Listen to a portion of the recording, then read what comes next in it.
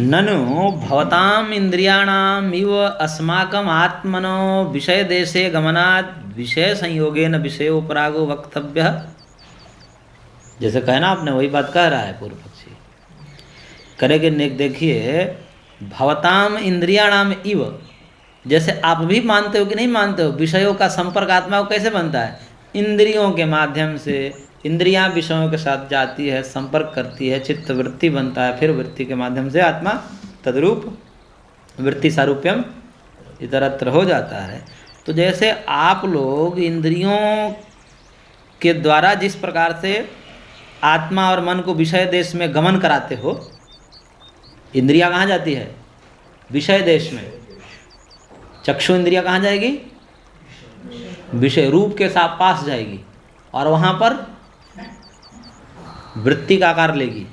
वस्तु के वृत्ति का आकार कहाँ लेगी? वस्तु के साथ लेगी और फिर ज्ञान हो जाएगा आपको। ऐसे ही गमनात् विशेष संयोगे विषय संयोगे न, इसलिए इंद्रियों के माध्यम से विषय संयोग के द्वारा आत्मा में विषय का उपराग हो जाएगा। इंद्रियां रूपी माध्यम से विषय का संयोग अंतरात्मा में बन जाएगा।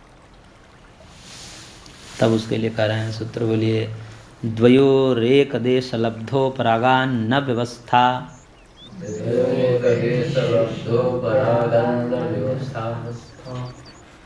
द्वयोः एक देश लब्धो परागात न व्यवस्था।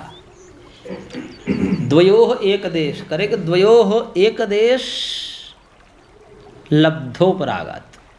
द्वयोः दो हैं यहाँ पर, देखिए दो आत्मा है, एक बद्ध आत्मा है, एक मुक्त आत्मा है। एक ही आदमी में नहीं, एक ही जगह पे। जगह कहाँ? आत्मा का जगह कहाँ? विषय देश में। जहाँ विषय है, आत्मा को ये मानते हैं विभु, आत्मा को व्यापक मानते हैं, तो सारी आत्माएं सारी जगह पे हैं। सारी आत्माएं सारी जगह पे, सारी आत्माएं सारी जगह पे। हाँ, विभु है तो है ना। तो सारी आत्माएं सारे जगह पर हैं, तो विषय जगह पर भी होंगे।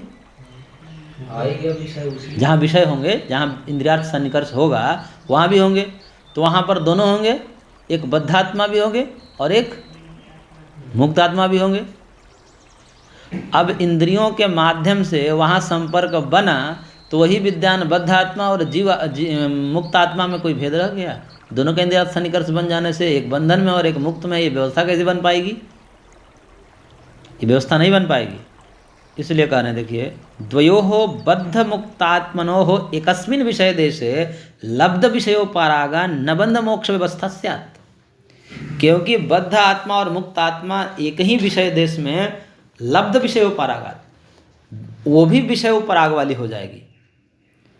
मुक्त आत्मा व्यापक है, विषयों के साथ भी है वो, लेकिन विषय का पराग नहीं, उपराग नहीं पड़ेगा। लेकिन वहाँ आप मान लिए इंद्रियां मान ले रहे हो, इंद्रिया जाती है और वहाँ तो इंद्रिया जाएगी, तो वहाँ आत्मा भी तो पहले से मुक्त आत्मा बैठा है, और इंद्रियां यदि उसको उपराग करेगी तो मुक्त आत्मा को भी तो उपराग करेगी। इंद्रिय के माध्यम से यदि आत्मा का उपराग होगा तो मुक्त आत्मा का भी तो हो जाएगा। इसमें कोई नियम आप बना थोड़े रहे हो कि मुक्त आत्मा का नहीं करेगा, बद्ध आत्मा का ही उपराग होगा। क्योंकि आप उपराग का कारण इंद्रियों को मान है, तो उपराग का कारण इंद्रियों को मान है, तो बद्धात्मा के साथ साथ मुक्तात्मा को भी उपराग करेगी, और मुक्तात्मा का उपराग करेगी तो मुक्तात्मा ही फिर बंधन में आ जाएगा, उसको भी भोग होने लगेगा। इसलिए न बंध मोक्ष व्यवस्था, बंध मोक्ष की व्यवस्था नहीं बन पाएगी।